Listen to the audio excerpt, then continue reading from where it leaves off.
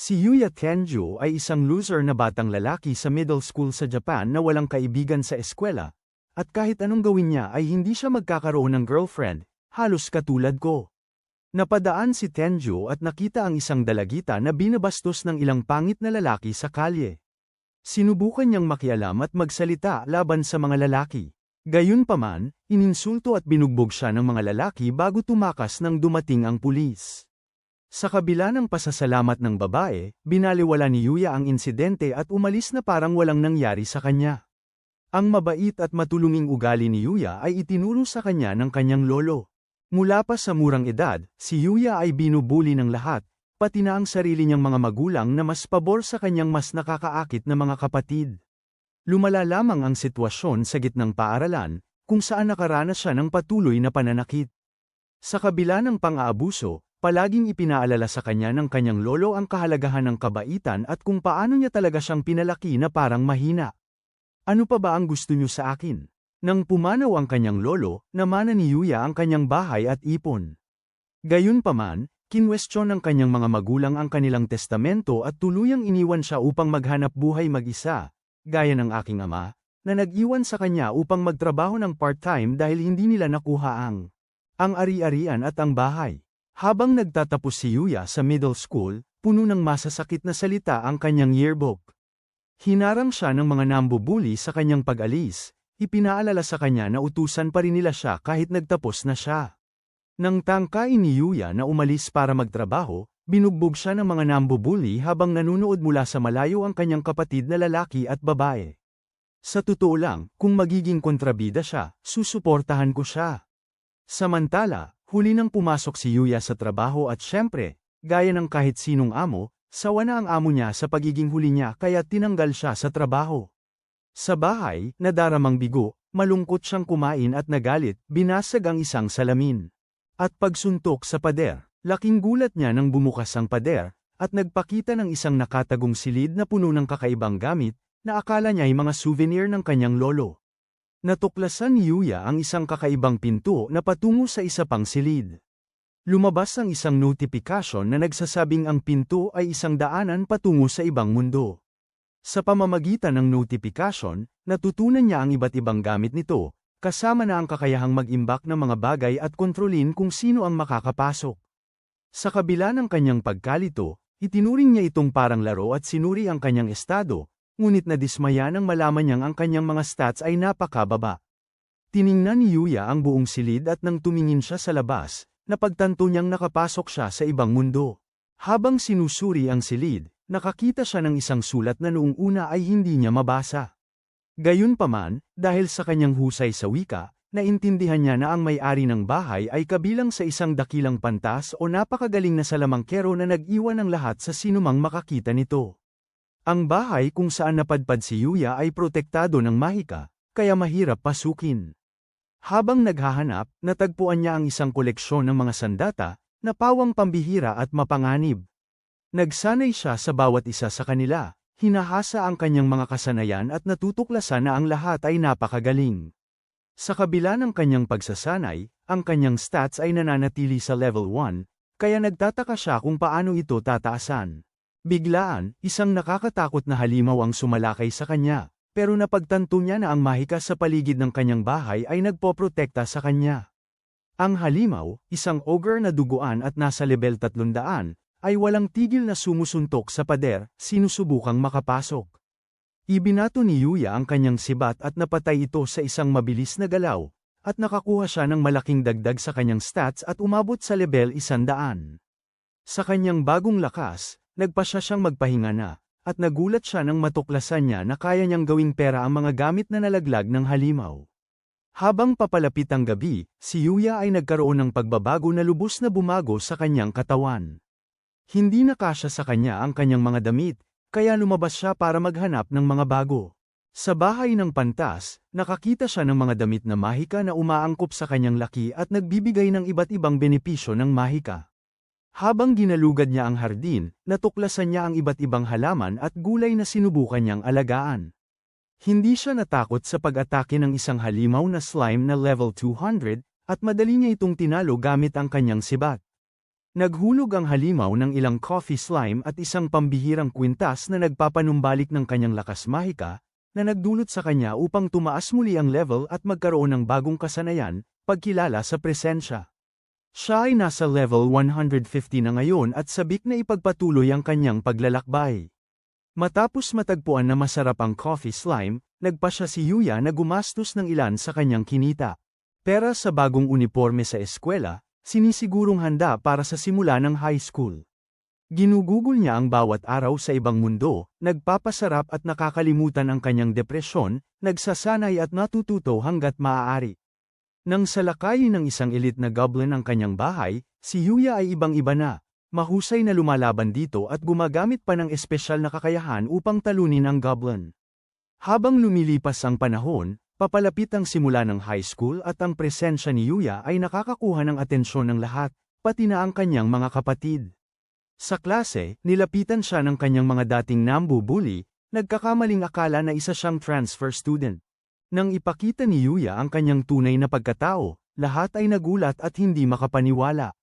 Sa banyo, sa wakas nakita niya ang kanyang nagbagong itsura sa unang pagkakataon at lubos siyang nabigla. Nilapitan siya ng kapatid ni Yuya pagkatapos ng klase, tinawag siyang talunan gaya mo, at tinanong kung bakit biglang nagbago ang kanyang ugali. Biglang dumating si Alamo at hinahanap siya ng babaeng nailigtas niya noon. Ang pangalan niya ay Kaori, at ibinunyag niya na inalam niya ang tungkol kay Yuya dahil gusto niyang magpasalamat. Siya, pagkatapos, nagpakilala si Kaori bilang miyembro ng konseho ng mga estudyante sa Aosei Academy, isang kilalang paaralan para sa mga may sobrang talento. Inalok niya si Tenjo na pumasok sa Aosei Academy, ngunit kahit natuwa si Yuya sa alok, naniniwala siyang hindi siya sapat na matalino para makapag-aral sa gayong prestihiyosong paaralan. Sumingit ang kapatid at nagpahayag ng interes na sumali, at sinabing mas magaling siya kay Tenjo sa akademya at sports. Gayunpaman, tumanggi si Kaori na isaalang-alang ang aplikasyon ng kanyang kapatid, dahil sa kanyang hindi magandang pag-uugali kay Tenjo. Ipinaliwanag ni Kaori na pinahahalagahan ng kanilang akademya ang pagkatao pati na rin ang akademya, na nakakumbinsi kay Yuya. Upang pag-isipan ang pagpasok, inalok niya siyang ilibat sa paaralan, at pumayag si Yuya, na ikinagulat ng kanyang mga kapatid. Habang naglalakad sila palayo, naiwan ang mga kapatid ni Yuya na gulat sa nangyari. Pagdating sa kilalang akademya na puno ng matatalinong estudyante, sinalubong si Yuya ng chairman, si Tsukasa Haoju, na nagpahayag ng pasasalamat sa kanyang pagiging bayani sa pagligtas sa kanyang anak.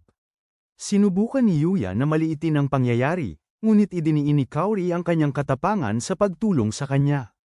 Nag-alok si Tsukasa kay Tenjo na sumali sa paaralan, at bilang tanda ng pasasalamat, nag-aalok na sagutin ang kanyang matrikula. Gayunpaman, nag-aalinlangan si Yuya, naniniwalang mga henyo lamang ang tinatanggap sa ganoong kagalang-galang na institusyon. Pinabulaanan nito ni Tsukasa, ipinapaliwanag na ang mga henyo ay mga ordinaryong tao lamang na natutong magtrabaho ng matalino at episyente, sa halip na pinagkalooban ng likas na talento.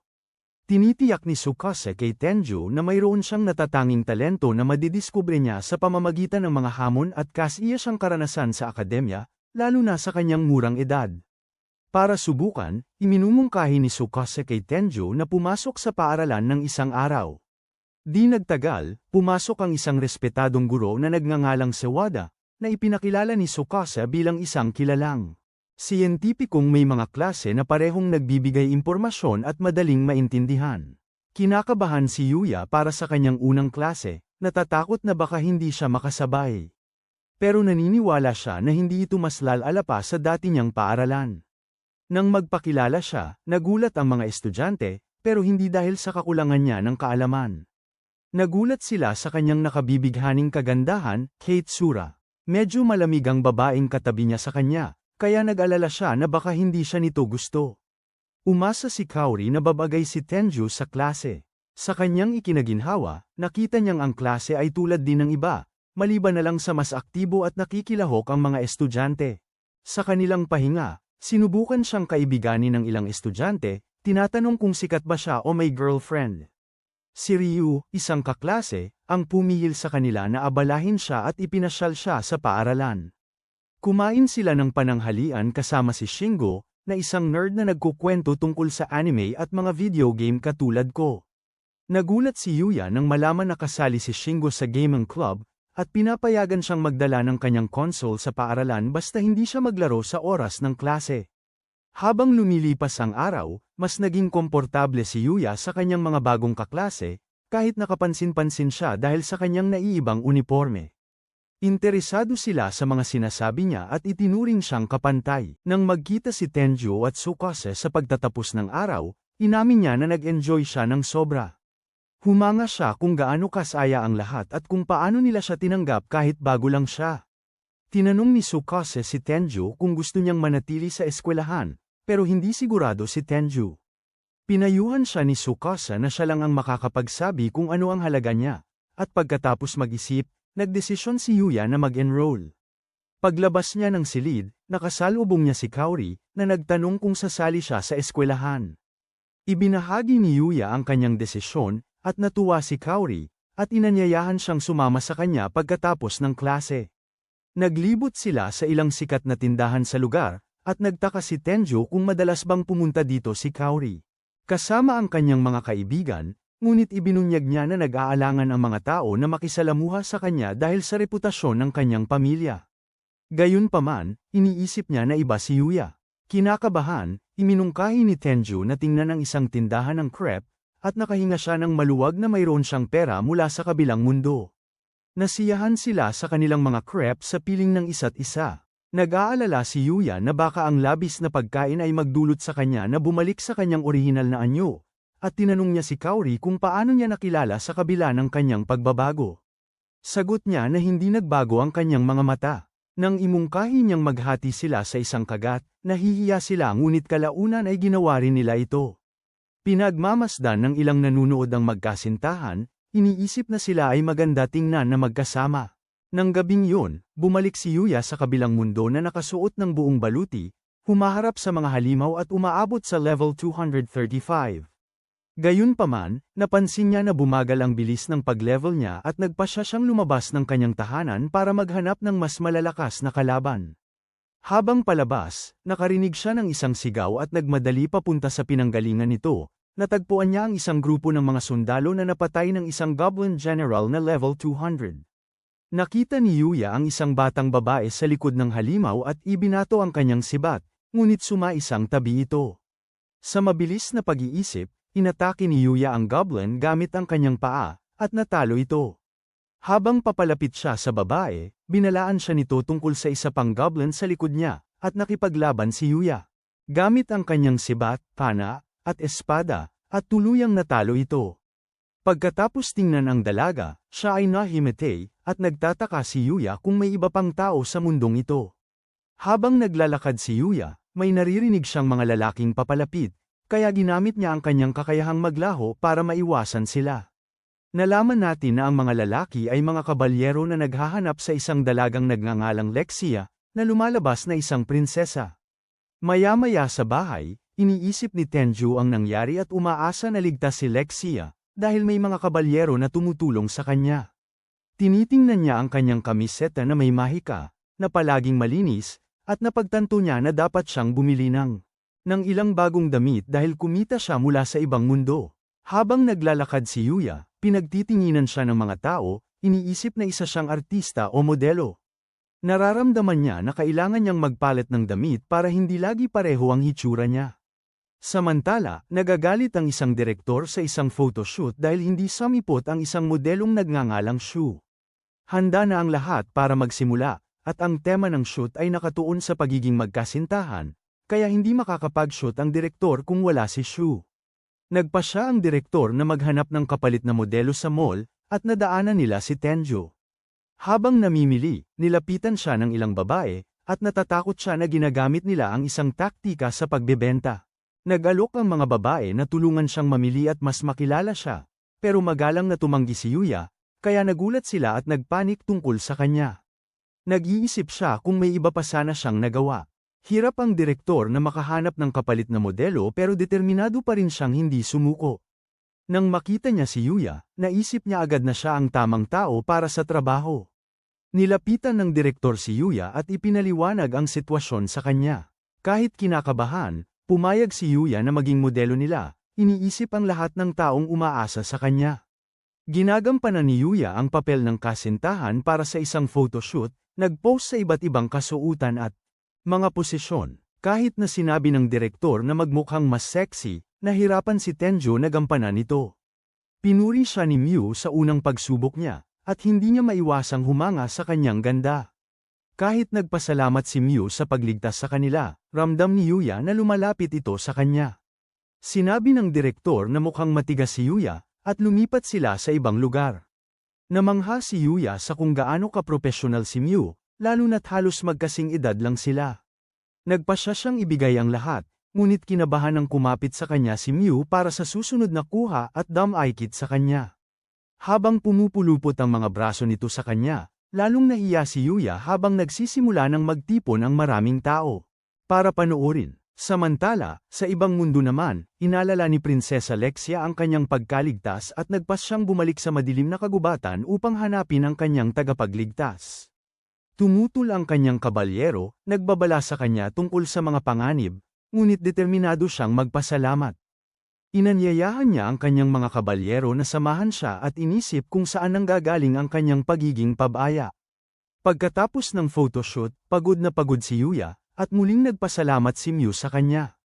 Nabulunan si Yuya sa kanyang inumin, at inalok siya ni Miu ng kanyang panyo, ngunit nag-atubili siya dahil pawis siya at hindi niya magamit ang hiniram na manggas ng damit. Habang pinag-iisipan niya ang kanyang karanasan sa pagmomodelo, kinilala ni Tenjo ang kahanga-hangang talento ni Miu. Inamin ni Miu na nasanay na siya rito, naalala pa niya kung gaano karaming pagkakamali ang nagawa niya noong nagsisimula pa lamang siya.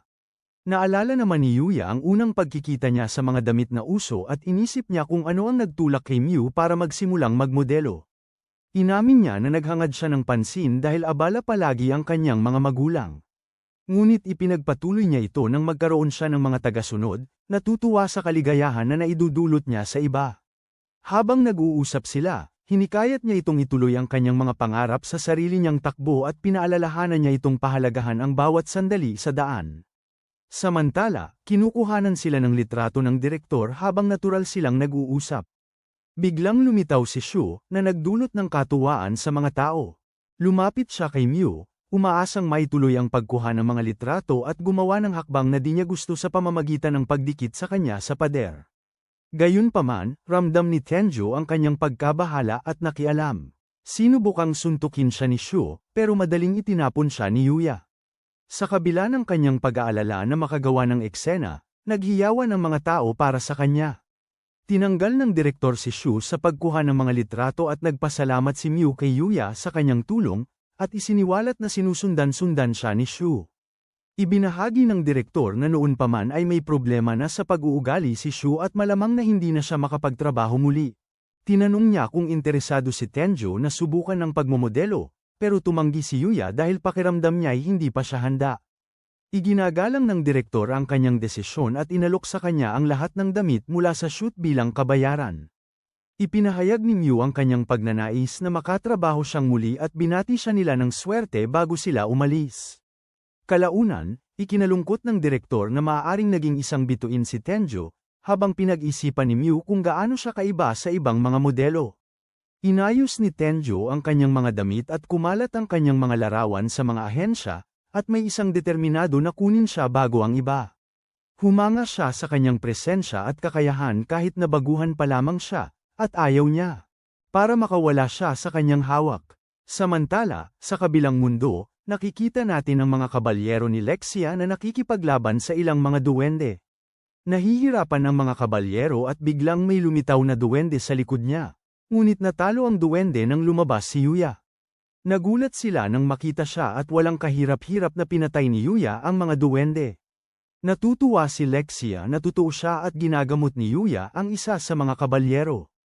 Lumapit si Lexia sa kanya, sinasabing pumunta siya sa madilim na kagubatan dahil may gusto siyang sabihin sa kanya.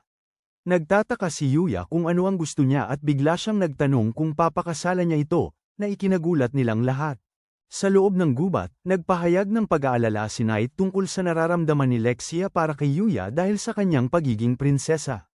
Sa kabila ng pag-aalinlangan ni Knight, Kumbinsido si Lexia na umibig siya kay Yuya sa unang tingin. Gayunpaman, inistorbo ni Yuya ang kanilang pagtatalo, nagbabala sa kanila tungkol sa panganib sa gubat at inanyayahan silang pumunta sa kanyang tahanan. Nagulat na malaman na nakatira si Yuya sa gubat, namangha sila sa ganda ng kanyang tahanan. Ipinakilala ni Knight ang kanyang sarili bilang Owen, kapitan ng mga Knight ng Arcelia, at si Lexia bilang ang unang prinsesa ng Arcelia. Nagpasalamat siya kay Yuya sa pagligtas sa kanila at tiniyak sa kanya na wala sila doon para sa isang opisyal na pagbisita. Kapag nagpakilala si Yuya, hinala ni Owen na baka hindi siya galing sa bansa nila. Nagpapantasya si Lexia na baka si Yuya ay isang maharlika mula sa ibang lupain, habang nag-aalala si Owen sa ibang mga posibilidad. Ibinunyag ni Owen na naruroon din sila para maghatid ng imbitasyon mula sa hari para bisitahin ni Yuya ang palasyo. Bagaman nag-aalangan, napilitan si Yuya na tanggapin ang utos ng hari. Umalis sila at nangako si Lexia na aagawin niya ang puso ni Yuya sa susunod nilang pagkikita. Samantala, sa kabisera ng kaharian, iniulat ng isang lalaking nakamaskara ang kanyang pagkabigo na patayin si Lexia. Ang lalaking nakamaskara, na lumalabas na miyembro ng pamilya ng hari na may pilat sa mukha, ay nanunumpa. Para makaganti kay Lexia, itinala ni Yuya sa kanyang kalendaryo ang pagbisita sa palasyo ng hari, ngunit nag-aalala siya na makakaapekto ito sa kanyang pagpasok sa eskwela. Tiniyak sa kanya ni Owen na masaya silang maghintay na makapagdesisyon siya kung kailan pupunta. Sa kanyang unang araw sa akademya, isinuot ni Yuya ang kanyang bagong uniforme at naglakad papunta sa eskwela. Habang naglalakad siya, nakakuha siya ng atensyon, at marami ang nag-akala na isa siyang sikat na modelo. Sinalubong siya ng direktor pagdating niya ngunit humingi ng paumanhin dahil wala siyang oras para makipag-usap. Gayunpaman, pinayuhan niya si Tenjo na mag-enjoy sa eskwela. Pagkatapos ay ipinakilala si Yuya sa klase bilang isang opisyal na estudyante, at tuwang-tuwa sina Ryu at Shingo. Para makita siya, sa isang laro ng soccer, naka-score ng goal si Ryu, kaya naghiyawan ang lahat ng babae para sa kanya. Mula sa gilid, namamangha si Yuya sa galing ni Ryu. Nilapitan niya si Yuya at tinanong kung bakit hindi siya naglalaro, at ipinaliwanag niya na wala pa siyang damit pan-gym. Pagkatapos ay hinarap ni Ryu ang kalabang team ng mag-isa, pero dinaig niya sila sa pamamagitan ng pagpasa ng bola kay Akira. Sinubukan ni Akira na gamitin ang kanyang espesyal na galaw pero napuruhan niya si Kid. Gayunpaman, nailigtas ni Yuya ang sitwasyon, pinigilan ang bola at naka-score ng goal. Nagulat ang lahat sa leksi ni Yuya, at namamangha si Kid sa kanyang tapang. Humihingi ng paumanhin si Akira at nag-alok na maging kanyang lingkod, ngunit tumanggi si Kid, sinasabing ayos lang siya. Nagsalita si Ryo para kay Akira, inilalarawan siya bilang medyo kakaiba, at nagpahayag ng pasasalamat si Akira sa kanya dahil sa pagliligtas sa kanilang dalawa. Pagkatapos, pumunta si Kaori sa changing room para sa klase sa gym, kung saan nagbubulungan ang lahat ng mga babae tungkol kay Yuya, tinatawag siyang prinsipe. Ibinahagi ni Kid kay Kaori ang nangyari kanina, at naghinala ang mga babae na siguradong may girlfriend si Yuya dahil sa sobrang cool niya. Sa kanyang klase, napansin ni Yuya si Kaori sa field at kumaway sa kanya. Biglang, isang grupo ng mga tambay na nakasakay sa motorsiklo ang sumugod, may dalang mga pamalo at pinalibutan. Ang mga babae, kinikilala ng mga estudyante ang Red Overs, ang pinakamapanganib na grupo ng mga suwail sa lugar, at nakita ni Yuya ang kanyang mga kapatid sa kanila. Tinanong ni Kaori kung bakit sila naroroon, pero itinuro siya ni Yuta bilang anak ng direktor, at iminungkahi ni Sora na kunin siya bilang ganti sa pagmamataas sa kanila at pagtanggap kay Yuya sa akademya. Sa kabila ng babala ni Kaori tungkol sa pulis, pinalibutan nila siya, at naramdaman ni Yuya na nangangatog ang kanyang mga binti dahil sa pagpapanik. Gayunpaman, nagawa niyang lakasan ang kanyang loob at lumundag mula sa bintana ng ika-4 na palapag upang harapin ang mga suwail. Madali niyang inagaw ang kanilang mga armas at nailagan ang kanilang mga atake, ngunit pinigilan siya ng isang malaking lalaki na nagngangalang Amori. Hindi natinag si Yuya nang sumugod si Amori sa kanya, at itinabi niya ito. Sa wakas, nakarating si Yuya kay Kaori, at nagkaroon sila ng sandali habang sumugod ang pinuno ng grupo sa kanya. Nagawa ni Yuya na iwasan ang atake, na naging dahilan para bumangga ang pinuno at mawala ng malay. Dumating ang mga pulis, at lahat ng mga delinkwente ay inaresto habang sinisigurado ni Yuya ang kaligtasan ni Kaori. Samantala, sinakal si Yuta ng pinuno, ngunit sumaklolo si Yuya at iniligtas siya, na umani ng kanyang pasasalamat. Ibinunyag ni Yuya na kahit na naging masama sila sa kanya, pamilya pa rin niya sila, at hindi niya sila kayang iwanan. Habang humuhupa ang lahat, humingi ng tawad ang mga kapatid ni Yuya na sina Yuta at Sora sa kanilang nakaraang pag-uugali. Nagdulot ng luha sa kanya. Si Tenjo ay nakahanda sa pasukan ng kaharian ng Pantasya, kumpleto sa gamit at preparado. Gayunpaman, habang binubuksan niya ang pinto, hindi niya maiwasang maalala ang babala ni Owen tungkol sa mapanganib na kalikasan ng rehiyong kanyang papasukin. Ipinabatid ni Owen sa kanya na ang lugar na kanyang binibigkas ay kilala bilang pinakamadilim na rehiyon, bantog sa mataas na antas ng panganib.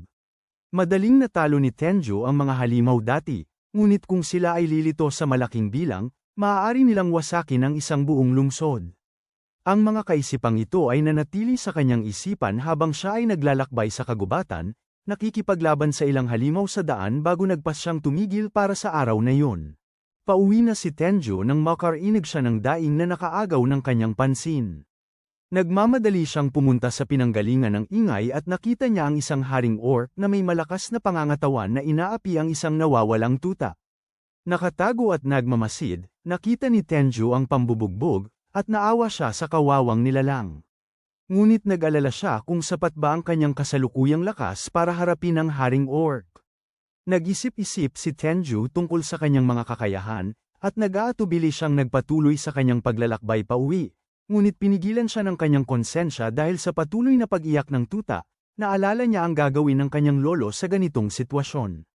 Tinawag ni Tenjo ang kanyang sibat at inihagis ito papunta sa orc, umaasang maaga ang atensyon nito. Sa pagdaloy ng adrenaline sa kanyang mga ugat, sumugod siya pasulong, hawak ang kanyang espada. Sa kanyang pagtataka, natagpuan niyang talo na ang halimaw sa kanyang unang atake. Inaalala ang katulad na tagumpay laban sa isang malakas na ogre na may dugo noong siya ay level 1 pa lamang, iniugnay ni Tenjo ang kanyang tagumpay sa sibat ng pantas. Napukaw ang kanyang pansin sa tuta, na itinuring siya bilang isang kaaway, hanggang sa binuhay niya ito sa pamamagitan ng isang magic potion mula sa kanyang item box. Ang tuta, na napag-alamang isang ulilang itim na Fenrir, ay nagising at agad na gustuhan si Tenjo. Napagtanto ang malaking lakas at talino ng tuta, pati na rin ang kakayahan nito. Para maunawaan ang pananalita ng tao, nagpas siyang ampunin ni Tenjo ang Fenrir at pinangalanan nitong Knight. Nagbalik sila sa kubo, sinusuri ang mga bagay na nakuha mula sa pagtalo sa haring orc. Ang isa sa mga gamit ay isang pambihirang sukle na kilala na nagpapalusog at nagpapasigla ng buhok. Sinasamantala ang mga katangian nito, ginamit ni Tenjo ito para suplayan si Knight habang tinitingnan din ang kanyang stats, na nanatiling hindi nagbago kahit na natalo ang isang halimaw na may mataas na antas. Ipinagkibit balikat ni Tenjo ang pagkakaiba, nagpas siyang suriin ang mekanismo ng pag-level up sa ibang pagkakataon. Kinabukasan, ipinaalam ni Tenjo sa kanyang mga kaklase ang tungkol sa kanyang bagong kasama at nagtanong tungkol sa isang malapit na pet shop. Si Kid, dahil curious sa hitsura ni Knight, ay humingi ng litrato, ngunit sinabi ni Tenjo na wala nga siyang smartphone, na ikinagulat ng lahat. Ibinaling nila ang usapan sa pet shop at nag-alok na samahan si Tenjo. Pagkatapos mamili, umuwi si Tenjo na may isang bag na puno ng gamit para kay Knight. Naglakad-lakad sila sa parke, na umakit ng atensyon mula sa mga humahanga. Habang naglalakad, nakasalubong ni Tenjo si Kaori, at pagkatapos ipakilala si Knight sa kanya, tila nagkaroon sila ng magandang samahan. Sa kanilang pagkikita, tinawag ni Mew, ang parehong modelo, si Tenjo. Matapos ipakilala si Mew kay Kaori, tila nagkaroon ng kaunting tensyon o selos sa pagitan nila. Nabighani ang mga nakasaksi sa kanilang ganda bago umalis si Mew, nagpahayag ng kanyang kagustuhang muling makita si Tenjo sa mga paglalakad. Nagtanong si Kaori kung nagliligawan ba sina Tenjo at Mew, ngunit itinanggi ito. Naniniwala si Tenjo na hindi siya karapat-dapat para kay Mew, na hindi sinang-ayunan ni Kaori, at ipinahayag ang kanyang nararamdaman para sa kanya. Naantala ang kanilang usapan nang sumigaw ang isang babae tungkol sa isang snatcher, at inutusan ni Tenjo si Knight na habulin ang salarin. Habang tinutulungan ni Tenjo ang nasaktang matandang babae kasama si Kaori, tinangka ng kriminal na saktan si Kaori gamit ang kutsilyo, ngunit pumagitna si Tenjo at dinakip siya. Dumating ang mga pulis para dalhin ang kriminal sa kustodiya. Maya-maya, naglakbay sina Tenjo at Knight sa loob ng gubat, layuning masakop ang isang tiyak na lugar para makaabante pa. Nakaharap at tinalo nila ang iba't ibang halimaw, kasama na ang isang malakas na USA na gawa sa kristal. Sa pagsusuri sa mga nalaglag na gamit, nakita ni Tenjo ang isang gumaganang batyang paliguan na may mainit na tubig, na kanilang tinamasa pagbalik sa kubo. Kinabukasan, humarap sila sa isang mahirap na needle roller, maaaring isalin bilang nilalang na may mga karayom, ngunit sa huli ay nagtagumpay. Napansin ni Tenjo na tumaas ang kanyang mga stats, kasama na ang pagkakaroon ng mga bagong kasanayan. Nagtaka sa koneksyon sa pagitan ng kanyang stats at ni Knight, nagpas siyang galugarin pa ito ni Tenjo sa hinaharap. Habang naghahanda silang umalis, nakatuklas sila ng isang nakatagong tunnel, na nagdadala sa kanila sa mas malalim na ang gubat. Gabay ng kusang loob na apoy, narating nila ang isang malawak na lugar kung saan tumakbo si Knight para mag-imbestiga. Lumapit si Tenjo sa isang bangkay ngunit agad na naakit sa isang aklat na pinamagatang aklat ng pantas. Pagbukas nito, nasindak siya sa mga nilalaman. Habang patuloy na binabasa ni Tenjo ang aklat, natutunan niya ang tungkol sa mga kahangahangang kakayahan at kaalaman ng pantas. Natutunan ng pantas ang bawat kasanayan at naging kasing lakas ng isang Diyos, at inalok pa nga ng pwesto sa mga Diyos, na tinanggihan niya. Gayunpaman, nagbabala ang aklat kay Tenjo na habang lumalakas siya, magsisimulang matakot sa kanya ang mga tao sa paligid niya. Nagtaka si Tenjo kung paano niya maiiwasan yun at biglang narinig ang boses ng pantas na nagpayo sa kanya na humanap ng mga taong mapagkakatiwalaan. Tinanong ng pantas kung may iba pa bang gustong matutunan si Tenjo, at ipinahayag ni Tenjo ang kanyang hangarin na matuto ng mahika. Pinuno ng pantas ang libro ng lahat ng kanyang kaalaman tungkol sa mahika, ngunit sinabi niya na hindi magagamit ni Tenjo ang mahika dahil wala siyang mga magical circuit sa kanyang katawan, dahil nanggaling siya sa ibang mundo. Gayunpaman, nagpasya ang pantas na ipasa kay Tenjo ang kanyang sariling magical circuits, na hinihikayat siyang humanap ng kaligayahan at mamuhay ng maayos. Tuwang-tuwa at determinado, bumalik si Tenjo sa kanyang bahay at nagsimulang mag-aral ng mahika mula sa libro. Nagsimula siya sa pamamagitan ng pag-unawa sa enerhiyang mahika sa paligid niya at natutunan ang kasanayan sa pagmanipula ng enerhiyang mahika. Natuklasan niya na kaya niyang magtipon ng enerhiyang mahika sa kanyang kamay at isipin ang mahika na gusto niyang gamitin. Sabik na subukan ang kanyang bagong kakayahan, lumabas si Tenjo at nag-isip ng isang bola ng tubig, na naging napakalakas, tumagos sa isang puno. Tila nag-aaral din at sumusubok ng sarili niyang mahika ang kabalyero. Samantala, sa maharlikang kabisera ng kaharian ng Arcelian, nag-ulat si Owen sa hari, binabanggit si Tenjo at ang panukala ng prinsesa. Nagalit ang hari, iniisip na inakit ni Tenjo ang kanyang anak. Pagbalik sa eskwela, nagpapantasya si Tenjo tungkol sa babala ng pantas ukol sa mahika at kung paano ang mga teknik na natututunan niya ay hindi karaniwang alam, kahit sa sarili niyang mundo. Pinaalalahanan sila ng guro tungkol sa nalalapit na pagkakamping at inatasan sila sa mga grupo. Napunta si Tenjo sa isang grupo kasama si Kid, De, at isang babaeng nagngangalang Rin. Tuwang-tuwa si Kid tungkol sa biyahe, at nabanggit ni Tenjo na wala siyang gamit pang kampang. Iminungkahi ni Kid na mamili sila, at nagtungo sila sa mall. Sa mall, nagulat si Shingo na makita si Kaori na sumama sa kanila, dahil madalas siyang mahirap lapitan dahil anak siya ng direktor. Gayunpaman, hiniling ni Kaori na ituring nila siyang parang ordinaryong estudyante. Nagtataka si Tenjo kung nasaan si Akira, at ipinaliwanag ni Shingo na hindi siya makakarating. Pumasok sila sa mall at tinulungan si Tenjo na pumili ng backpack. Pagkatapos, napagdesisyonan nilang magtambay sa arcade. Ipinahayag ni Shingo ang kanyang tuwa na makita ang paborito niyang karakter sa isang crane game pero inamin niyang hindi siya magaling doon. Nagpasya si Tenjo na subukan ito, gamit ang kanyang kakayahan na hanapin ang kahinaan para mahanap ang mahinang punto at manalo ng figure sa isang subok lang. Hiniling ni Kid kay Tenjo na ipanalo rin siya ng pusa, at sa kanyang kakayahan, madali siyang nagtagumpay. Nauwi si Tenjo sa pananalo ng mga premyo para sa lahat ng kanyang kaibigan, at nagpasalamat si Kaori sa kanya. Sinasabi na ito ang unang beses niya sa isang arcade. Nagpas siyang mamili ng damit ang mga babae habang nagpapahinga ang mga lalaki sa isang cafe. Napag-isip-isip ni Tenjo kung gaano siya kasaya, dahil ngayon lang siya nakasama sa mga kaibigan. Gayunpaman, biglang tumunog ang alarma, na nagbabalita ng sunog at kailangang lumikas. Agad na nag-alala si Tenjo sa mga babae at tinanong ang isang lalaki kung nakita niya sila. Nakatanggap si Rai ng tawag mula kay Kid, na nagbalita sa kanila na nakakulong pa rin sila sa itaas. Dali-daling umakyat ng hagdan si Tenjo, iniisip ang kanyang mga kaibigan, at nakarating sa pinanggalingan ng sunog.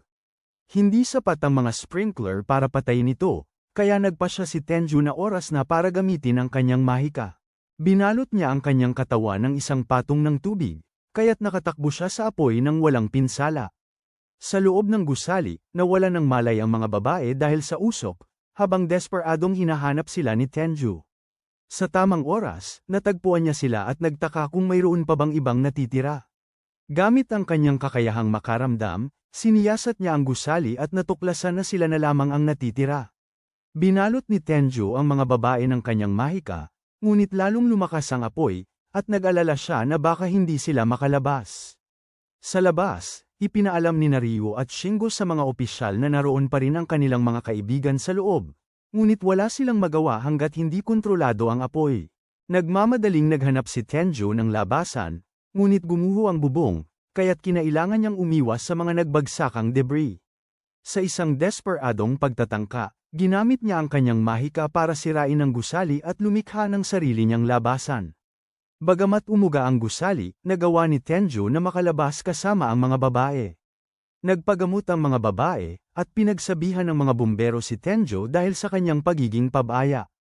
Dumating ang ama ni Kaori, nagpapasalamat kay Tenjo sa muling pagliligtas sa kanyang anak. Ibinalik ni Tenjo ang honor pin na napulot niya at pinanood si Kaori na yakapin ang kanyang ama. Nag-iisip tungkol sa kung ano ang dapat na pamilya, naisip ni Tenjo na wala siyang kahit sino na katulad nito. Pagbalik niya sa bahay, napagtanto niya na parang pamilya na sa kanya ang gabi. Si Tenjo, na mas pamilyar na sa kanyang mga kakayahan sa mahika, ay nag-isip ng iba't ibang paraan kung paano niya magagamit ang mahika. Napagtanto na ang mahika ay ang pagsasakatuparan ng kanyang imahinasyon, naisip niya na gamitin ito para sa paglalakbay. Itinuon niya ang kanyang isip sa isang partikular na lugar na gusto niyang puntahan, at laking gulat niya, matagumpay siyang nakapagbukas ng portal na nagdala sa kanya sa kaibuturan ng madilim na gubat. Tuwang-tuwa sa bisa ng kanyang mahika, natuklasan din ni Tenjo ang limitasyon. Magagamit lamang niya ang portal para pumunta sa mga lugar na napuntahan na niya.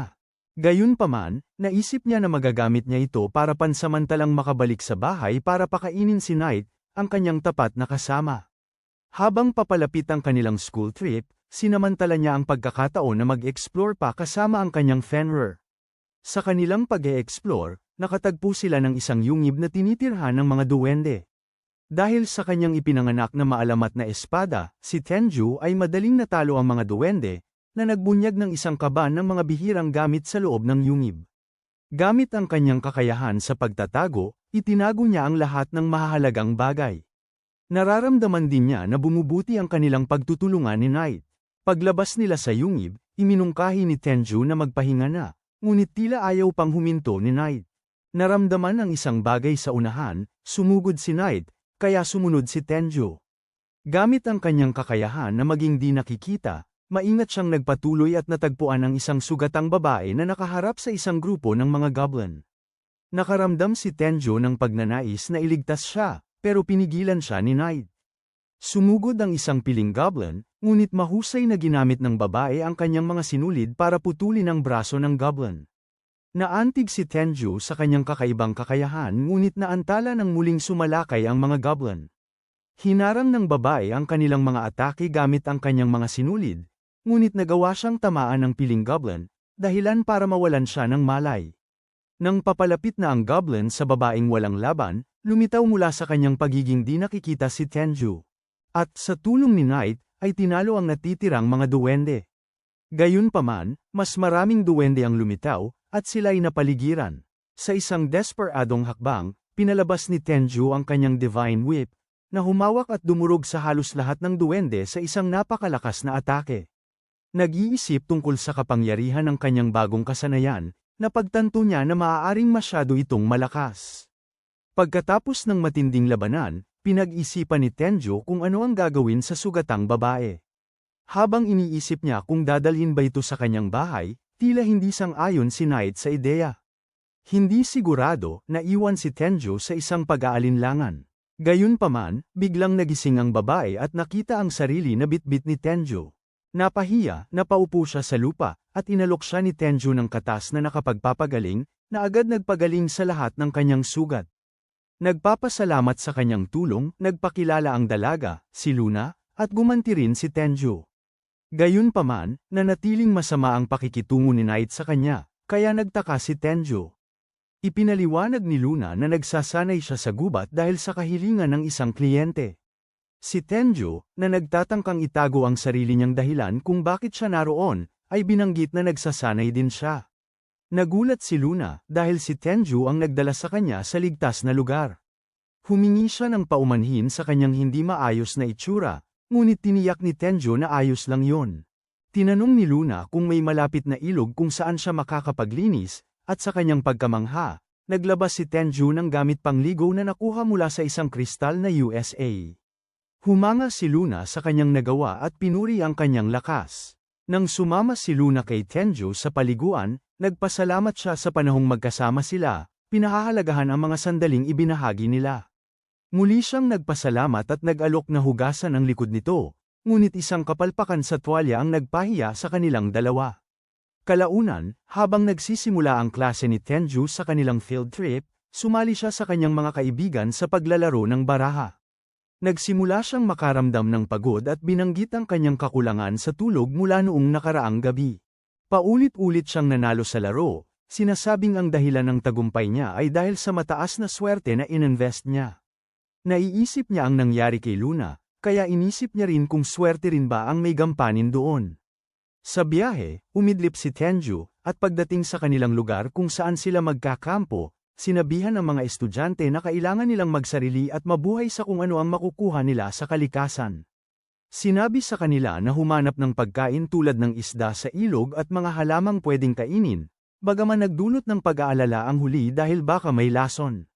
Sa kabila ng mahirap na sitwasyon, nag-umpisa ng magplano si Tenjo at ang kanyang mga kaibigan. Nagdesisyon si Tenjo at Kid na subukang mangisda habang si Rin at Akira ay naghanap ng halaman na maaaring kainin. Gamit ang kanyang kakayahan sa pagtuklas, natagpuan ni Tenjo ang isang magandang lugar sa tabi ng ilog. Sa halip na gumamit ng bingwit, sumuong siya sa tubig, ginagamit ang kanyang kaalaman tungkol sa pag-uugali ng halimaw na nakuha mula kay Luna. Sa kahangahangang liksi, nahuli niya ang mga isda gamit lamang ang kanyang mga kamay, na labis na ikinagulat ni Kid sa kanyang mga kasanayan. Bagamat nakahuli siya ng maraming isda, inamin ni Tenjo na medyo napasobra siya at naisip ang pasalamatan si Luna sa kanyang payo. Sa madilim na bahagi ng bayan, abala si Luna sa kanyang mga gawain. Nakakita siya ng isang tindahan na puno ng mga papel at mabilis niyang pinaghiwa-hiwalay ang mga ulo nito gamit ang kanyang mga sinulid. Sa pagmumuni-muni sa kanyang gumagaling na kapangyarihan, kinilala ni Luna ang epekto ni Tenjo sa kanya. Nagnais na sana'y mas maaga silang nagkita, na posibleng sana'y binago ang landas ng kanyang buhay. Gayunpaman, naintindihan niya ang pangangailangang bitawan ang kanyang damdamin, batid na kilala siya bilang tagapangaso at may misyon na dapat gampanan. Nagkita muli sina Tenjo at Kid kasama si Rin, sabik na ipakita sa kanya ang kanilang huli. Namangha si Rin nang marinig na nahuli ni Tenjo ang lahat ng isda gamit lamang ang kanyang mga kamay. Habang papalapit sila kay Akira, napansin nila itong nakahiga sa lupa, nagrereklamo na ginamit siya ni Rin para subukan ang mga kabute kung may lason at bilang pang-akit para ilayo ang mga oso. Nag-alala si Tenjo sa kalagayan ni Akira at agad na sinuri ang kanyang stats para tingnan kung siya'y ay lason. Nakahinga ng maluwag nang malaman na okay siya. Pinuri ni Tenjo sina Rin at Akira sa pagkakalap ng iba't ibang halamang maaaring kainin. Tinipon nila ang kanilang mga natuklasan at nagtungo sa gusali upang ipakita sa kanilang guro ang kanilang nakolekta. Ang ibang mga estudyante ay ipinapasuri ang kanilang mga pagkain kung may lason. Nabangga ni Tenjo si Kaori na nagtanong kung kamusta ang kanyang grupo. Pinag-usapan nila ang kanilang mga karanasan sa camping trip hanggang tinawag si Kaori ng kanilang guro. Ipinahayag ni Akira ang kanyang paghanga sa malapit na ugnayan ni Tenjo kay Kaori, hinahangad na sana ay maging katulad niya siya. Ipinakita ng grupo ang kanilang mga nakolekta kay Sawada, na pinuri sila sa pagiging unang grupo na nagdala. Ibalik ang ganung karaming pagkaing ligtas kainin. Tuwang-tuwa siya sa kanyang bonus pero nabanggit niya na mamarkahan din sila sa kanilang husay sa pagluluto. Nang tanungin kung sino ang magluluto, lahat ay itinuro si Tenjo. Hinikayat siya ni Sawada na pagbutihin, at binigyang diin na nakasalalay sa kanya ang kanilang bonus. Naramdaman ni Tenjo na hindi dapat ganoong kahalata si Sawada sa kanyang motibo pero nagsimula siyang maghanda ng pagkain. Salamat sa kanyang karanasan sa pagtira mag-isa at pagluluto sa ibang mundo. Nagawa niyang lumikha ng isang kahangahangang pagkain. Nagtipon ng team para tangkilikin ang pagkain at sabik na sabik si Tenjo sa kanilang reaksyon. Si Sawada, na nakainom, ay dumating at nagulat sa pagkain na kanilang kumakain. Sinubukan din niya at kinabahan si Tenjo, iniisip kung magugustuhan nila ito. Gayunpaman, natuwa sila sa pagkain. Sinabi ni Sawada na kahit na ang mga pagkain nila ay inihahanda ng mga magagaling na chef sa paaralan, mas gusto pa rin niya ang luto ni Tenjo, at nagtaka kung paano ito posible. Inisip ni Tenjo kung paano siya nagluto para sa kanyang sarili lamang dahil nag-iisa siya ngunit masaya siyang makitang nagugustuhan ng iba ang kanyang pagkain. Pagkatapos kumain, ginulat ni Sawada ang lahat sa pamamagitan ng pag-alok kay Tenjo na magpakasal. Sinubukan siyang pigilan ng grupo, at sinabi pa ni Kid na walang patutunguhan si Tenjo.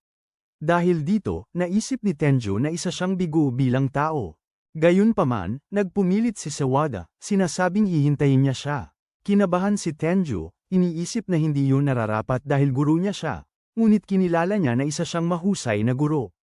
Tuwang-tuwa si Sawada nang marinig ito, niyakap niya siya ng mahigpit habang sinubukan siyang ilayo ni Kid, at naisip ni Akira na siya ang pinakamaswerteng lalaki sa mundo. Nang gabing yun, bumalik si Tenjo sa bahay niya gamit ang teleportasyon upang kumustahin si Knight. Gamit ang ilang pagkain mula sa kanyang imbakan, mabilis siyang naghanda ng hapunan para kay Knight.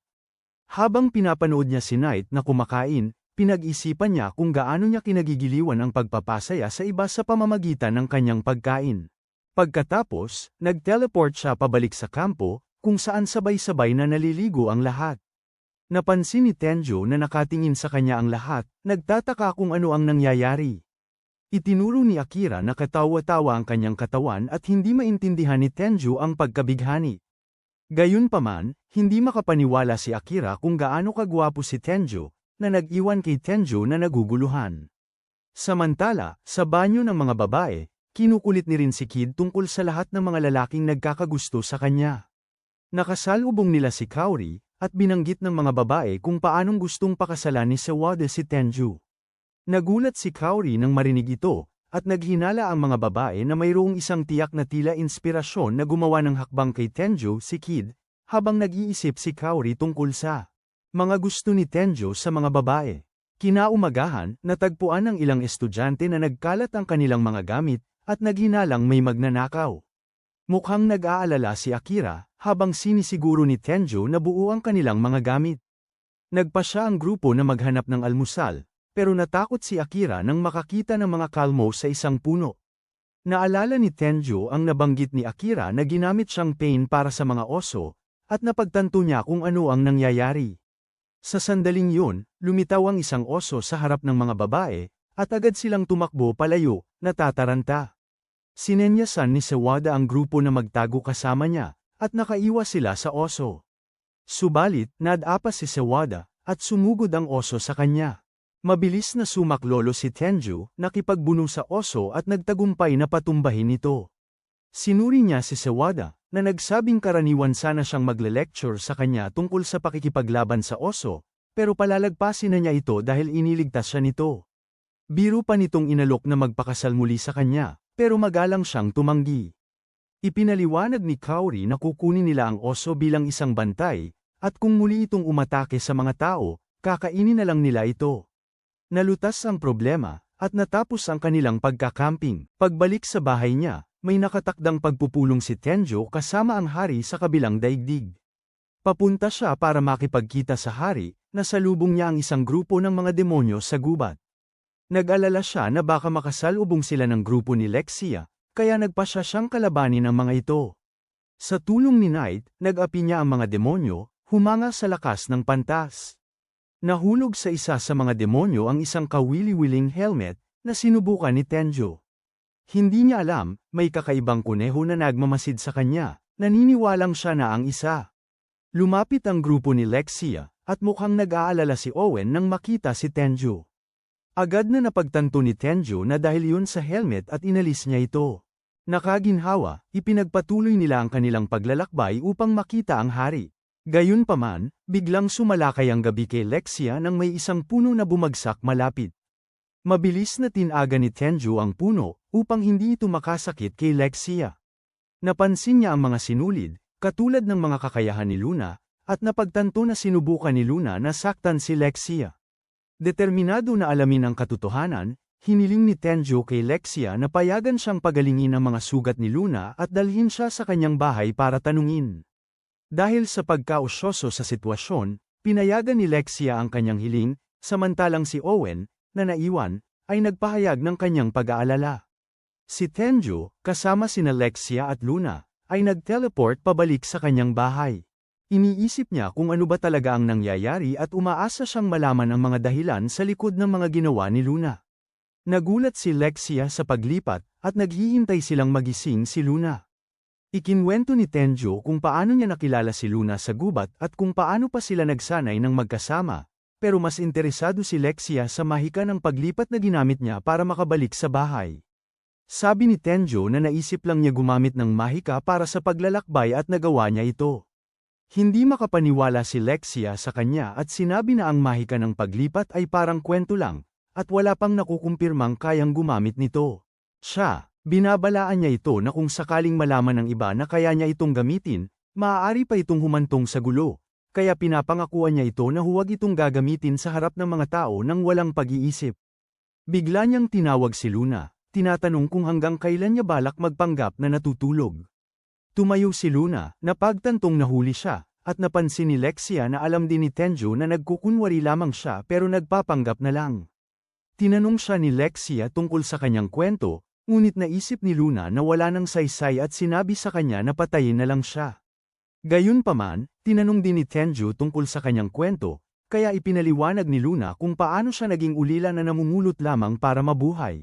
Sa huli, kinupkup siya ng isang lalaki na nagturo sa kanya kung paano bumasa at sumulat, pati na rin ang mga paraan ng pagpatay. Sa huli ay sumali siya sa Dark Guild. Nagtataka si Tenjo tungkol sa Dark Guild, at ipinaliwanag ni Lexia na sila ay isang organisasyon na responsable sa pagpaplano ng lahat ng uri ng krimen. Nagpatuloy si Luna sa pagsasabi kung paano niya nakumpleto ang napakaraming pagpatay at nakilala pa bilang headhunter. Nagulat si Lexia nang marinig lamang ito, dahil narinig na niya ang pangalan. Nagtataka si Tenjo kung alam na ni Knight ang lahat, at napagtanto niya na iyon ang dahilan kung bakit siya agresibo sa kanya sa simula.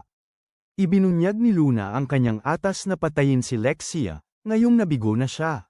Tiyak na ang kanyang kamatayan dahil maaaring bitin siya, o magpapadala ang madilim na gilda ng mga mamamatay tao para sa kanya dahil sa kanyang pagkabigo.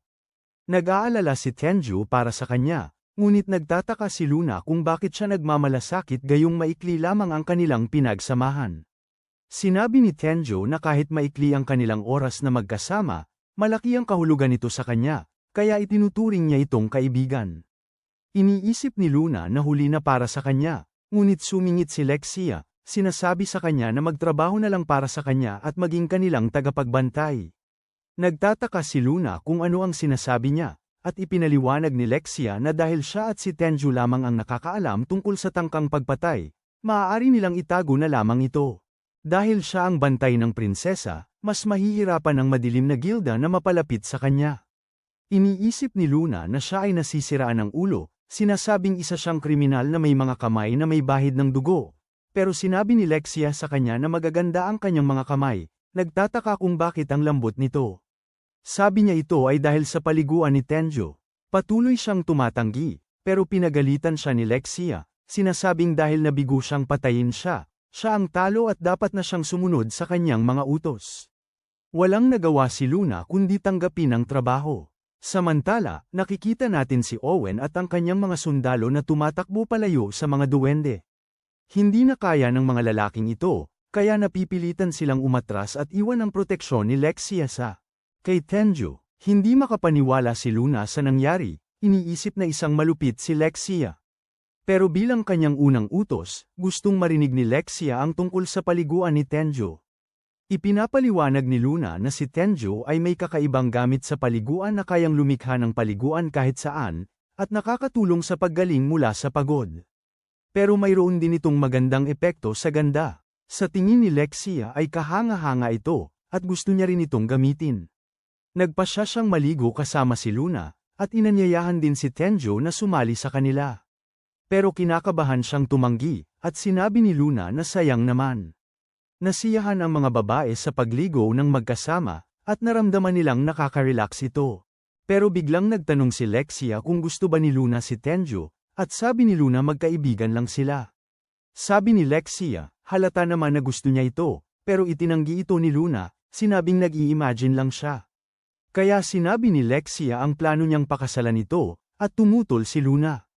Sabi ni Lexia, wala naman daw dapat siyang problema kung magkaibigan lang sila, at hindi sigurado si Luna sa nararamdaman niya. Pero bigla siyang hinamon ni Lexia, sinabing siguradong mahal niya ito kaya paglalabanan nila ito, at siya ang mananalo kung mapapakasalan niya si Tenju.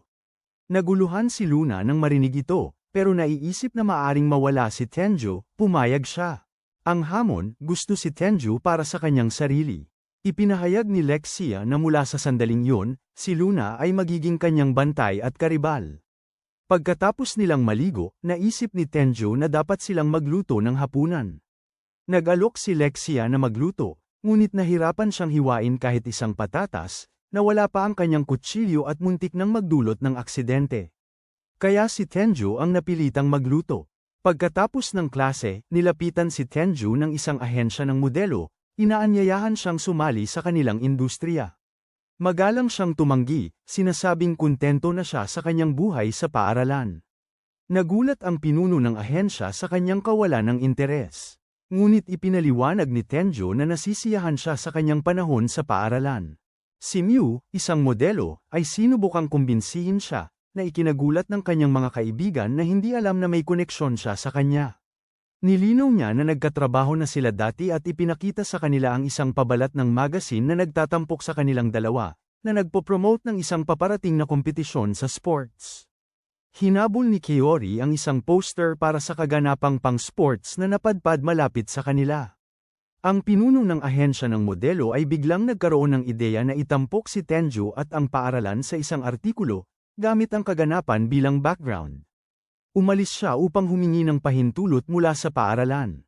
Sa ibang mundo, tinalo ni Tenju ang isang halimaw na kalansay pero naramdaman niyang hindi siya lumakas. Naglakbay siya ng mas malalim sa kagubatan at nakatagpo ng isang lugar na puno ng matitigas at maitim na puno na lumaban sa mga normal na atake. Nagtaka siya sa paglakas ni Akatsuki pero nagulat ng atakihin ng isang malakas na baboy ramo na gawa sa mithril. Matapos tangkaing magpagaling, nagpatuloy ang pag-atake ng baboy ramo, kaya napunta si Tenju sa delikadong sitwasyon. Habang sumusugod ang baboy ramo, lumitaw ang hindi inaasahang tagapagligtas, isang kunhong nagsasalita na nagngangalang Yuzagi. Mabilis na pinabagsak ni Yuzagi ang baboy ramo, na labis na ikinagulat ni Tenju dahil sa kanyang di kapanipaniwalang lakas. Nang tingnan ni Tenju ang mga stats ni Yuzagi, natuklasan niya ang napakalaking lakas at maraming titulo ng kuneho. Nagpapasalamat sa pagliligtas, nagpasalamat si Tenju kay Yuzagi, na pagkatapos ay nagtanong kung maaari niyang makita ang sipa ni Tenju. Hangang-hanga, nakita ni Yuzagi ang potensyal kay Tenju at sinimulan siyang sanayin sa kanyang mapaminsalang nang magawa ni Tenju na wasakin ang isa sa matitigas na puno. Pinasimulan ni Yuzagi ang mga sesyon ng pagsasanay para lalong pahusayin ang kakayahan ni Tenju. Nagtataka sa layunin ng pagsasanay na ito, nalaman ni Tenju mula kay Yuzagi na siya ay isang Diyos, na inatas ang ipasa ang mga teknik sa mga kahalili. Nais ni Yuzagi na si Tenju ang maging kanyang kahalili bilang isang banal na manunulak, na ipinapaliwanag ang tungkulin ng mga Diyos na protektahan ng mundo mula sa mga sisidlan, mga pagpapakita ng mga negatibong aspeto ng mundo. Bagamat nag-aalinlangan tungkol sa pagiging isang Diyos, pinag-isipan ni Tenjo ang kanyang pagnanais na protektahan si Night at Akatsuki. Ipinagpatuloy niya ang pagsasanay sa kanya, nagpanukala ng palitan ng kaalaman, nagpahayag ng interes na matuto ng mahika mula kay Tenju dahil sa kahangahangang harang sa paligid ng kanyang bahay, gawa ng isang pantas. Bagaman itinuring ni Tenjo na nagkataon lamang yon, nagkasundo silang magpalitan ng kaalaman. Habang sila'y nagsasanay, hinabol si Tenju ng isang napakalaking baboy ramo na gawa sa mithril, na nagbigay ng pagkakataon para sa isang muling paghaharap. Bagamat nahirapan, pinagsama ni Tenju ang kanyang mga sipa at pamamaraan ng paghagupit upang talunin ang baboy ramo. Ipinagdiriwang ang kanyang tagumpay, nakita ni Tenju ang maraming mahahalagang bagay na ibinagsak ng natalong halimaw. Ipinaliwanag niya ang pag-iral ng mas malalakas pang nilalang tulad ng mga halimaw na may ranggong SSS at X. Babala tungkol sa mga maalamat na antas ng mga vial sa mundo. Nakatanggap si Tenjo ng biglaang abiso tungkol sa pag-evolve, at isang maningning na liwanag ang bumalot sa kanya. Bagamat hindi nagbago ang kanyang hitsura, nagkaroon siya ng maraming bagong kasanayan.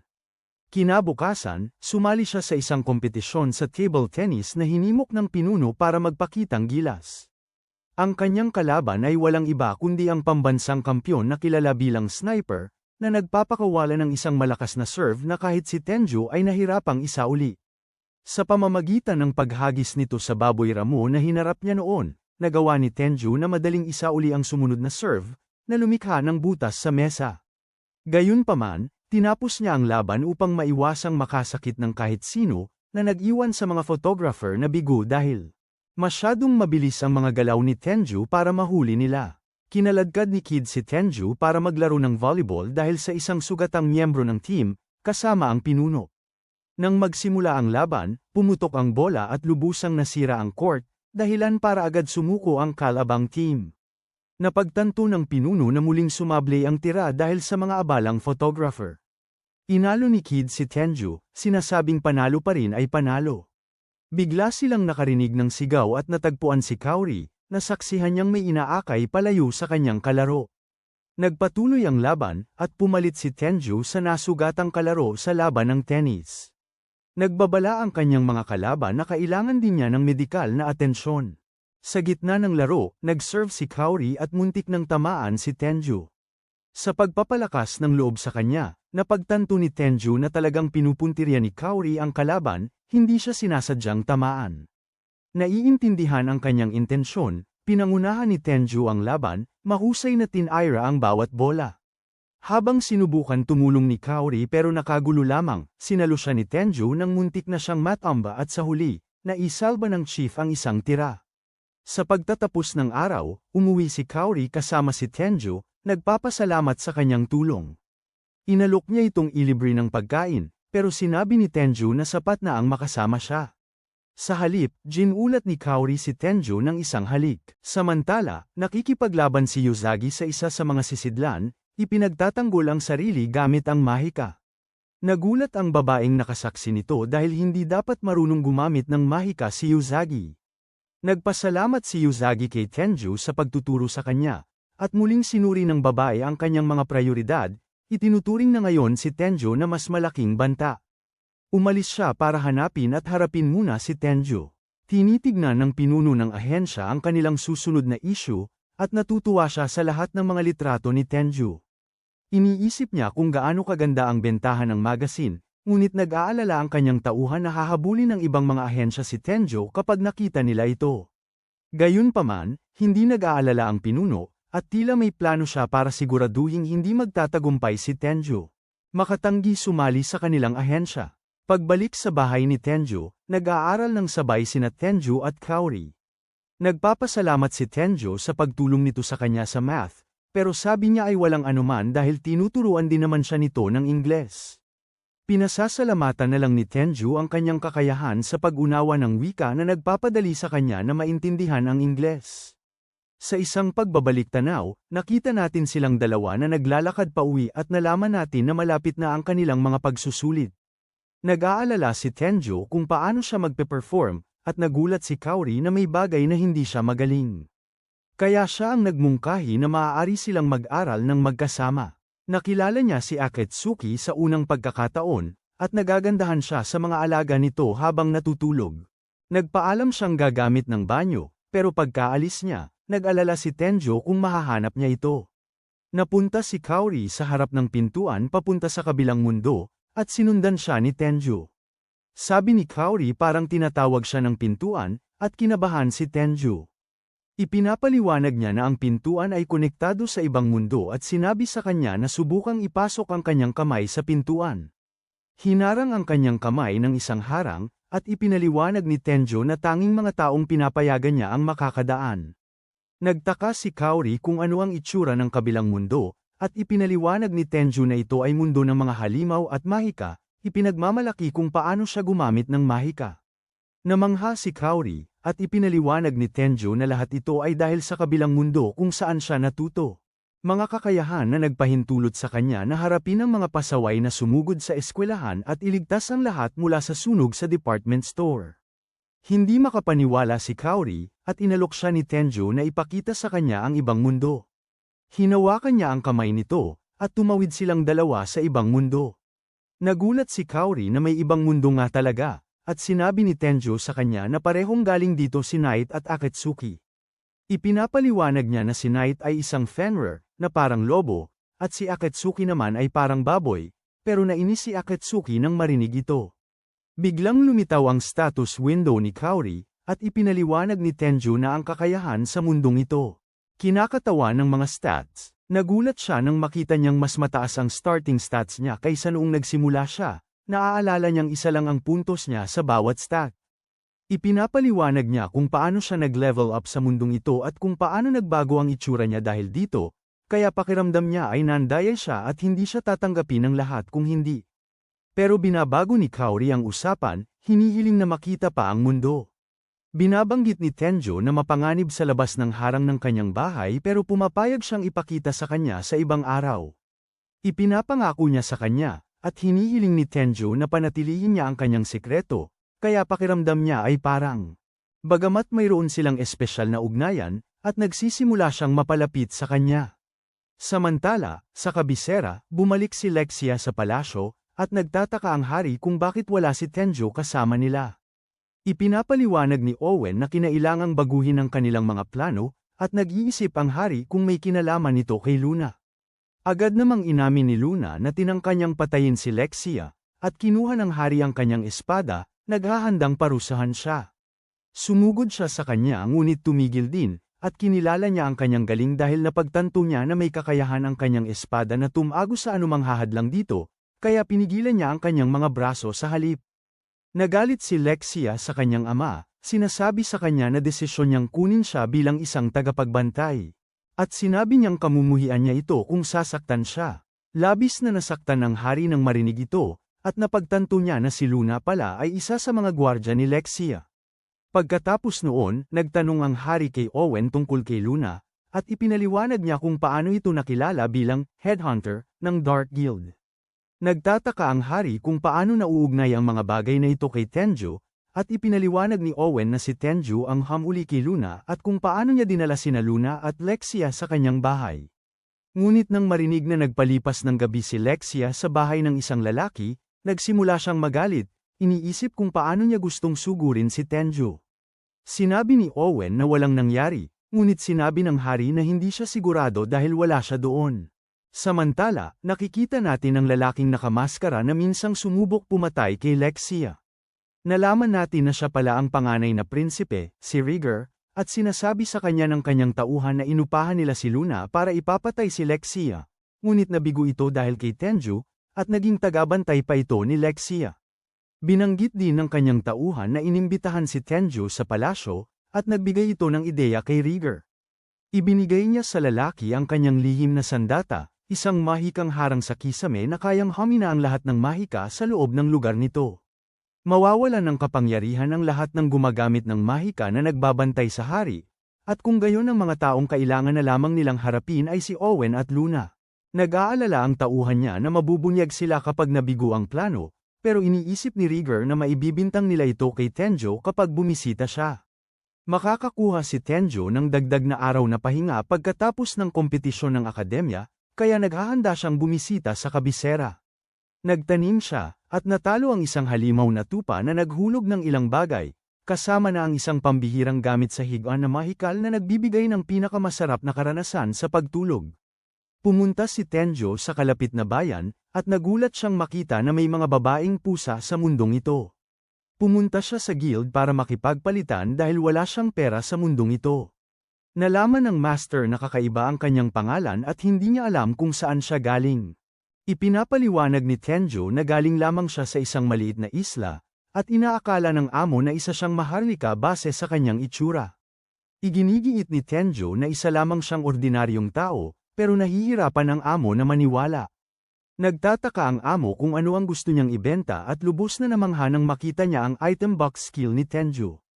Naglabas si Tenjo ng maraming sili, at agad na humanga ang amo sa lalagyan na gawa sa salamin.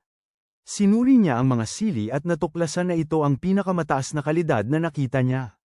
Pero iniisip ni Tenjo na ordinaryong sili lang ito galing sa tindahan.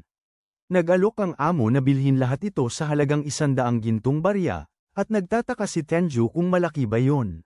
Inaamin na hindi niya alam ang halaga ng pera sa kaharian. Ipinaliwanag ng amo na ang isang ordinaryong pamilya ay maaaring mamuhay ng komportable sa 5 gintong barya bawat taon, kaya ang 100 ginto ay sapat na para sa isang buong pamilya upang mabuhay sa loob ng 20 taon. Binigyan din siya ng amo ng guild card na maaaring gamitin para sa pagpapakilala, at nagtanong si Tenjo kung paano pumunta sa kabisera. Sinabi ng amo sa kanya ang tungkol sa mga karwahe na dumiretso sa kabisera, at nang makarating siya doon, namangha si Tenjo sa dami ng tao. Itinuro ni Akatsuki ang palasyo, at nagsimulang mag-alala si Tenjo, iniisip na hindi siya nababagay doon. Nagpunta siya sa palasyo, at tinanggap siya ni Owen. Sinabi ni Owen sa kanya na diretso silang pupunta para makita ang hari, at nag-alala si Tenjo, iniisip na hindi pa siya handa. Pero sinabi ni Owen sa kanya na huwag mag-alala dahil impormal lang ang pakikipagkita. Nakita namin sina Lexia at Luna na naghihintay sa loob ng silid, at nagbigay galang si Tenjo sa hari. Agad na binanggit ng hari kung paano nag-propose si Lexia sa kanya, at nagsimula siyang magalit, iniisip na inakit ni Tenjo ang kanyang anak. Pero nagawang pakalmayan siya ni Owen. Hindi nagustuhan ng hari na walang dalang regalo si Tenjo para kay Lexia, kaya agad na hinayla ni Tenjo ang kumot na galing daw sa tupa. Natuwa si Lexia nang makita yon, pero parang ikinagalit iyon ng hari. Sino kaya ang nag-iisip na sinusubukan niyang akitin ang anak niya mismo sa harap niya?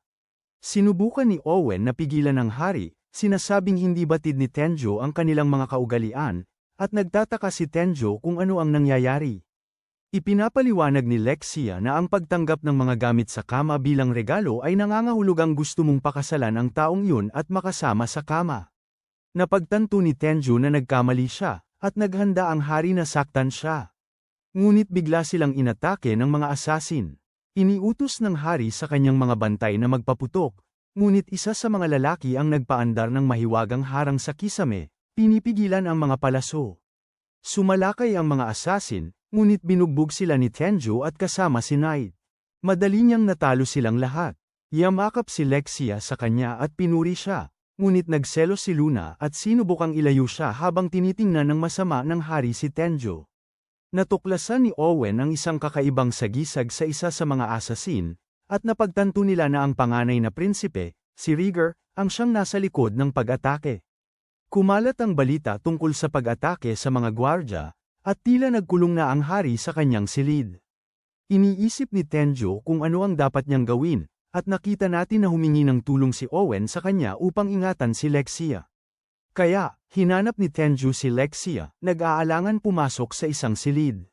Ngunit biglang lumabas si Lexia at iminungkahi niyang maglibot sila sa kabisera dahil ito ay kanyang unang beses doon. Ipinaalala ni Luna sa kanya ang kanyang kalagayan, ngunit ikinatwira ni Lexia na kung magpapadala pa ng mga hired killer ang kanyang kapatid, isusuko na rin ito ang sarili niyang lokasyon.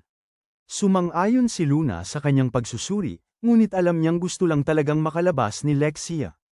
Sinabi ni Luna na dapat siyang manatili sa kastilyo habang siya na lang ang maglilibot kay Tenjo, Ngunit tumanggi si Lexia, ayaw niyang magkasama silang dalawa. Iminungkahi ni Owen na siya na lang ang maglilibot kay Tenjo habang silang dalawa ay maaaring manatili sa kastilyo, ngunit parehong tinanggihan ng dalawang babae ang kanyang ideya. Sa huli, parehong sumama ang dalawang babae habang nagmamasid si Owen mula sa malayo. Gusto ni Lexia na ipakita kay Tenjo ang mga magjo-joes, pero may ibang suhestyon si Luna, at nagtalo ang dalawang babae dahil sa kanya. Nagdunot sila ng ingay, at napatingin ang mga tao sa paligid nila. Iniisip na marahil ay isang uri ng mahal na tao si Tenjo dahil may dalawang dilag siyang kasama.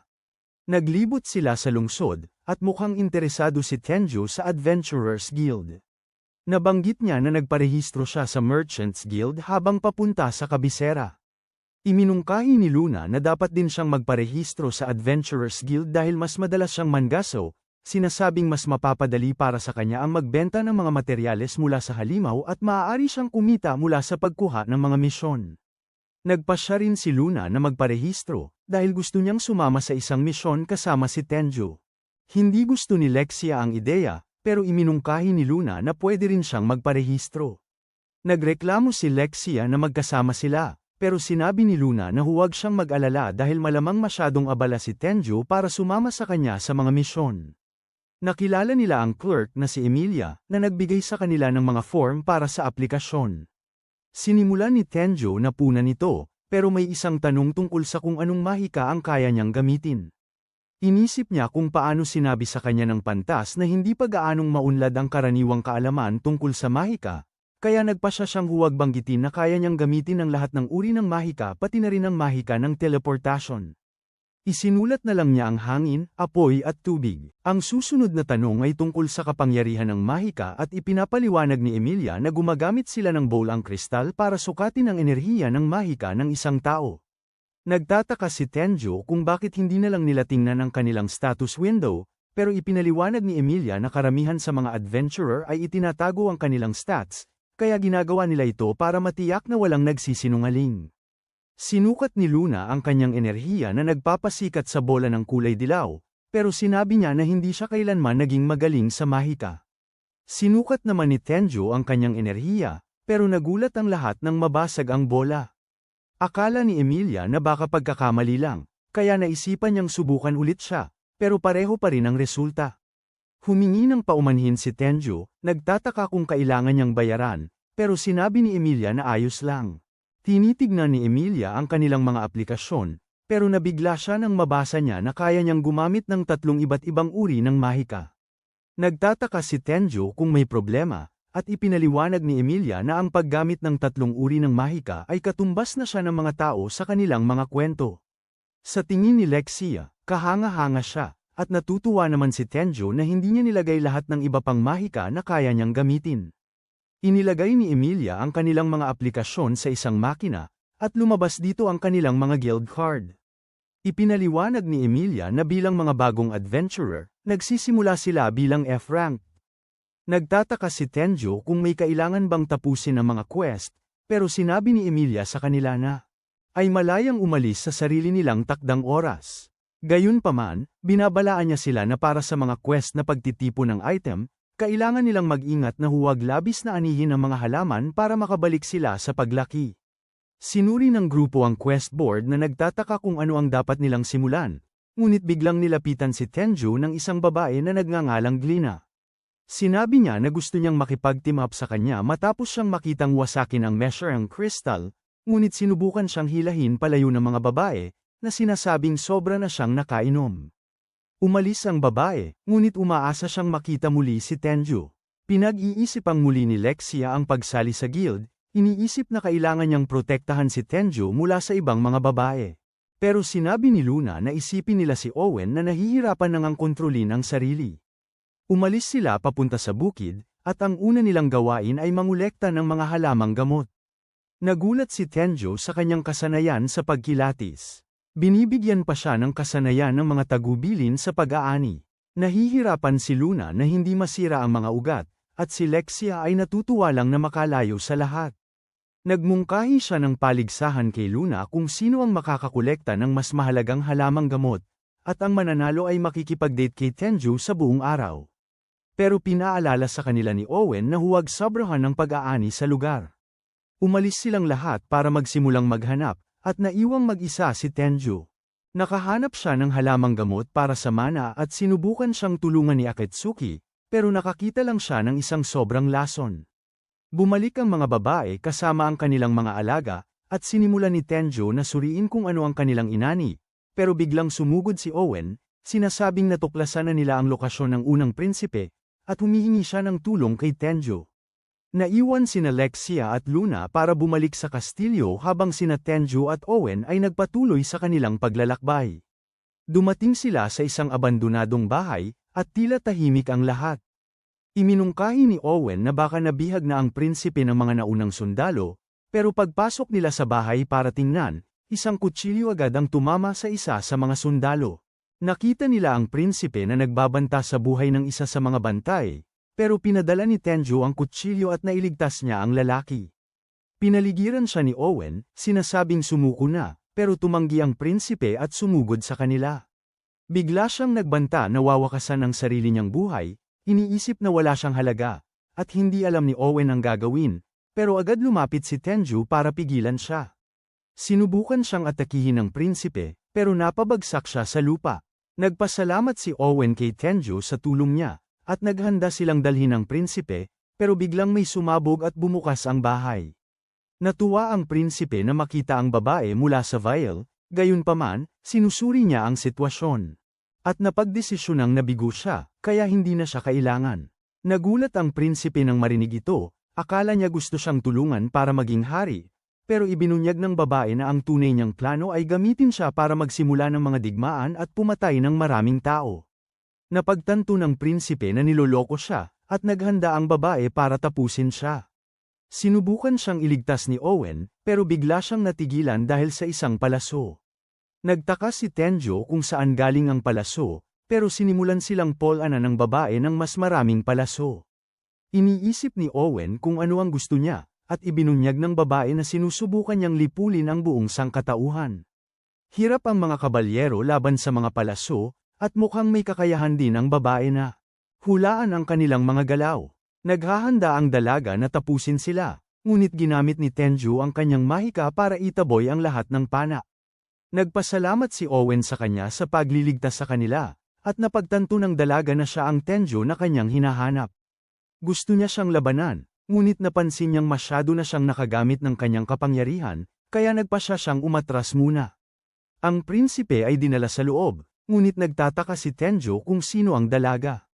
Si Riger ay dinala sa harap ng hari, at tinanggal ang kanyang maskara at damit, at lumabas ang isang katawang may maraming peklat. Nahirapan si Alexia na harapin siya, dahil alam niyang siya ang responsable sa kanyang mga sugat. Nawalan na siya minsan ng kontrol sa kanyang mahika, na naging dahilan upang si Riger ay maapektuhan ng mapaminsalang enerhiya nito. Sa paglipas ng panahon, ang pangyayaring ito ay nagtulak kay Riger sa pagkasira ng isip, na nagkaroon ng hindi mapigil ang pagkauhaw sa pagkawasak. Para pigilan ang pagkauhaw na ito, sinasaktan niya pa ang kanyang sarili.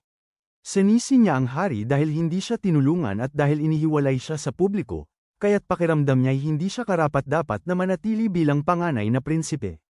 Nakakagulat na sumingit si Tenju, na nagmumungkahi na baka makatulong siya. Inilabas niya ang kanyang pampagaling na katas na gawa sa halamang gamot at inalok ito kay Riger.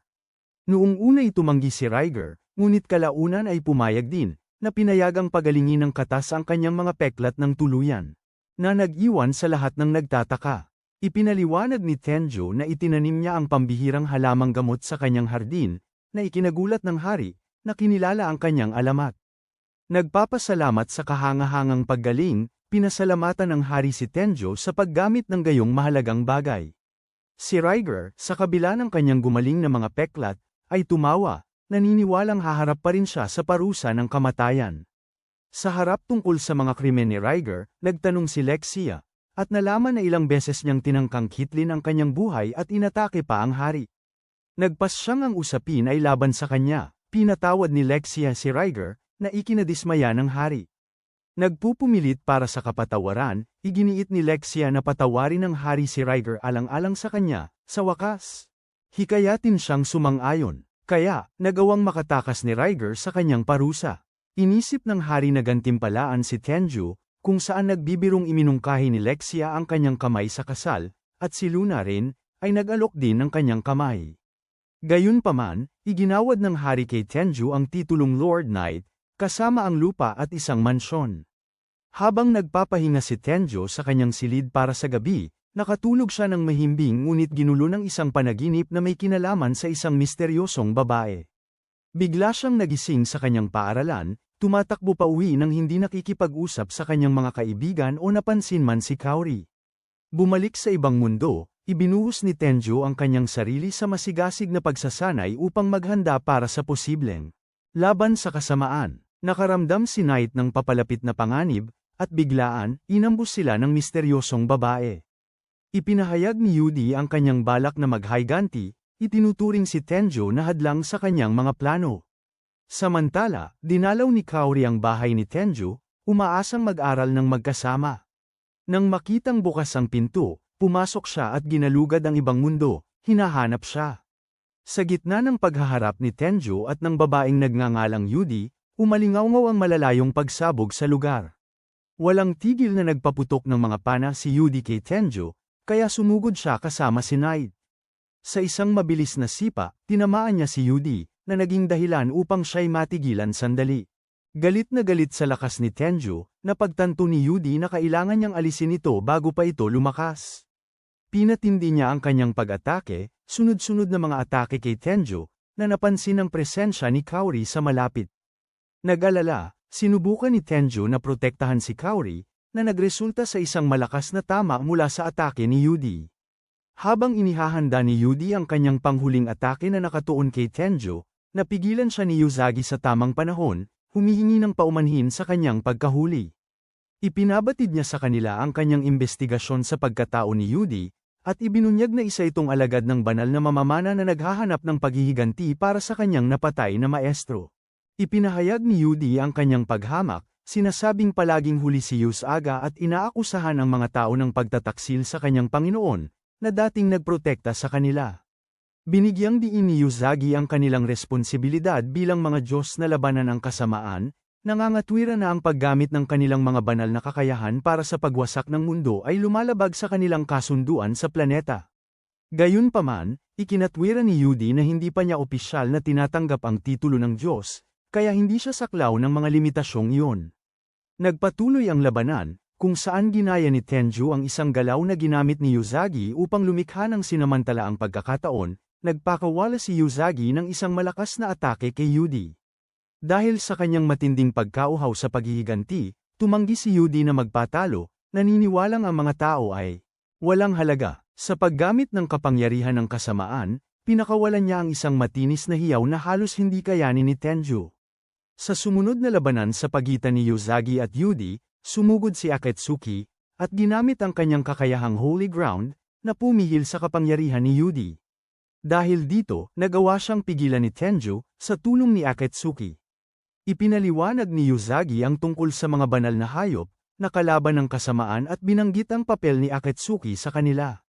May tiwala na hindi na magagamit muli ni Yudi ang kanyang masamang kapangyarihan, ipinagkatiwala siya ni Yuzagi sa pangangalaga ni Tenjo. Nagmadaling lumapit si Kaori, ngunit biglang sumulpot ang isang halimaw na nagulat sa kanya. Mabilis na nilabanan ni Tenjo ang banta, na nag-iwan kay Kaori sa pagkabigla. Ipinaliwanag ni Tenjo ang malupit na katotohanan ng kanyang buhay sa mundong ito, na nagtatanong kung ang pagkakita sa mga pangyayaring iyon ay nagdulot sa kanya ng takot o binago ang kanyang pananaw sa kanya. Gayunpaman, tiniyak ni Kaori sa kanya, na binibigyang diin na sa kabila ng kanyang paglaki at mga kakayahan, ang kanyang mahalagang kabaitan ay nanatiling hindi nagbabago mula noong una silang nagkita. Ipinagtapat niya ang kanyang matagal ng paghanga sa kanya, na binibigyang diin kung paano siya palaging naging pinagmumula ng kabaitan at pagiging matapang sa kanyang mga mata. Iyan ang nagtatapos sa recap ng anime. Kung nagustuhan mo, ipaalam mo sa akin sa ibaba at aalis na ako.